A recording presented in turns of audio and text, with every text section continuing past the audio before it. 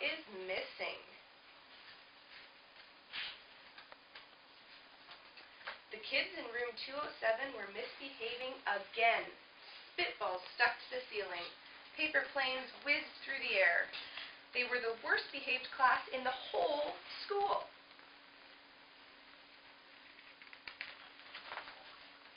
Now settle down, said Miss Nelson in a sweet voice, but the class would not settle down. They whispered and giggled, they squirmed and made faces.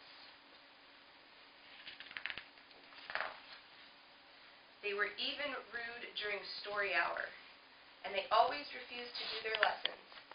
Something will have to be done, said Miss Nelson.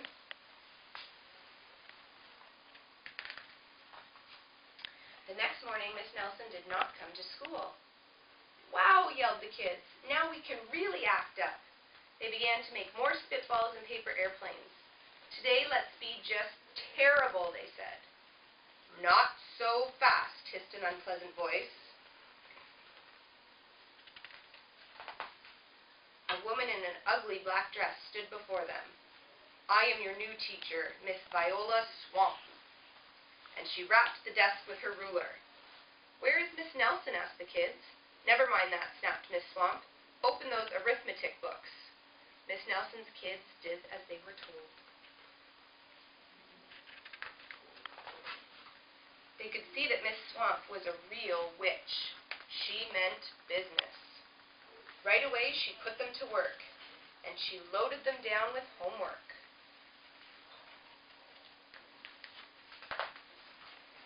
We'll have no story hour today, said Miss Swamp.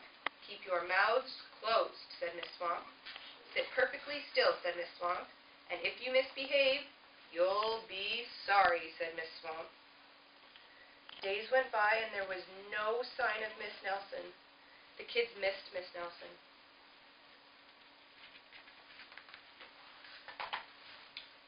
Maybe we should try to find her, they said. Some of them went to the police. Detective McSmog was assigned to the case. He listened to their story. He scratched his chin. He said. I think Miss Nelson is missing. Detective McSmog would not be much help.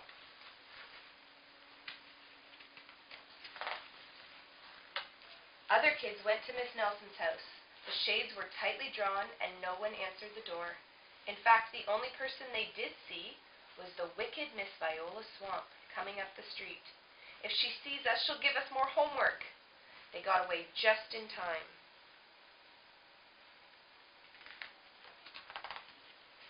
Maybe something terrible happened to Miss Nelson. Maybe she was gobbled up by a shark, said one of the kids. But that didn't seem likely.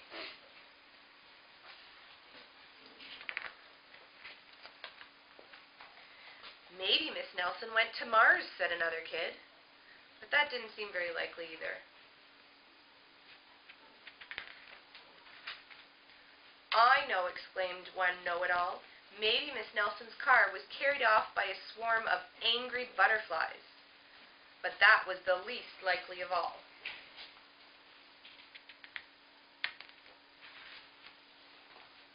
The kids in room 207 became very discouraged. It seemed that Miss Nelson was never coming back, and they would be stuck with Miss Viola Swamp forever. They heard footsteps in the hall. Here comes the witch, they whispered. Hello, children, someone said in a sweet voice. It was Miss Nelson. Did you miss me, she asked. We certainly did, cried all the kids. Where were you? That's my little secret, said Miss Nelson. How about a story hour? Oh, yes, cried the kids. Miss Nelson noticed that during story hour, no one was rude or silly. What brought about this lovely change, she asked. That's our little secret, said the kids. Back home, Miss Nelson took off her coat and hung it in the closet, right next to an ugly black dress. When it was time for bed, she sang a little song. I'll never tell, she said to herself with a smile. P.S. Detective McSmog is working on a new case. He is now looking for Miss Viola Swamp. The end.